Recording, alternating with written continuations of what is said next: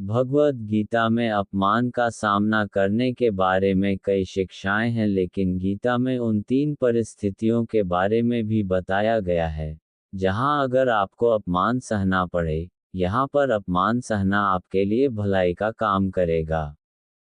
इसलिए वहां खुद को अपमानित अथवा क्रोधित महसूस करने के बजाय संयम बरतें। लेकिन कौन सी है वो 3 परिस्थिति, चलिए जानते हैं।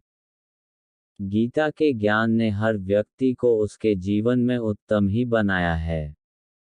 यह मनुष्यों को उनके कमियों पर विजय पाना सिखाती है। गीता के अनुसार अगर कोई अपमान महसूस कराए तो संयम और क्षमा भाव से उसका मुकाबला करना चाहिए। गीता में कभी भी अपने आत्मसम्मान को तकलीफ पहुंचाकर अपमान को सहना नहीं सिखाया गया है, लेकिन कुछ जगहों पर इस अपमान को सहना आपकी सफलता की सीढ़ी बताया गया है। श्री कृष्ण बताते हैं कि इन 3 परिस्थितियों में अपमान सहना आपको एक बेहतर इंसान बनाता है। कौन कौन सी हैं वो 3 परिस्थितियां, चलिए जानते हैं। माता पिता द्वारा अपमान। कई बार माता पिता क्रोध में आकर या हमें और अधिक पुश करने के लिए हमारा अपमान कर देते हैं। भगवद गीता के अनुसार व्यक्ति को अपने माता पिता द्वारा किया गया अपमान सहज रूप से सह लेना चाहिए, क्योंकि उनका अपमान कभी भी आपके आत्मसम्मान को चोट पहुंचाने के लिए नहीं होता, बल्कि वो आपको हालातों से लड़ना सिखाना चाहते हैं।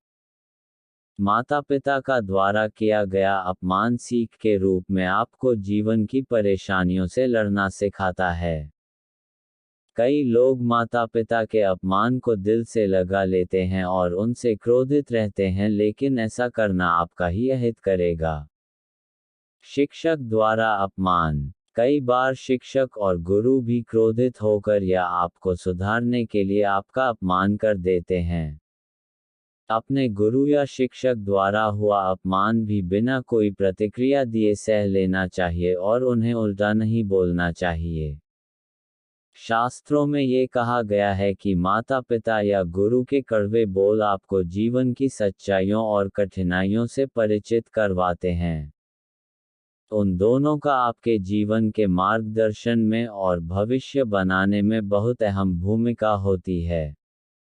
इसलिए उनकी बातों को कभी भी अपमान की तरह ना लें, बल्कि उसमें भी उनका स्नेह ढूंढने का प्रयास करें।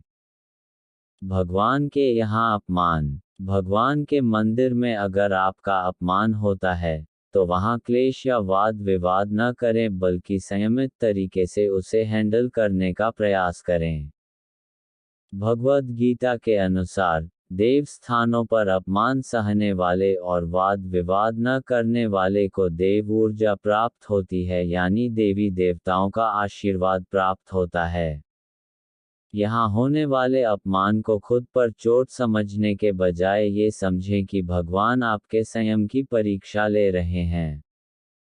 जो आपका अपमान कर रहा है वह मंदिर आने का प्रयोजन नहीं समझ पा रहा और उस शांति को अपने जीवन में स्थान नहीं दे पा रहा, लेकिन आपको उस पवित्र परिवेश का सम्मान करना चाहिए।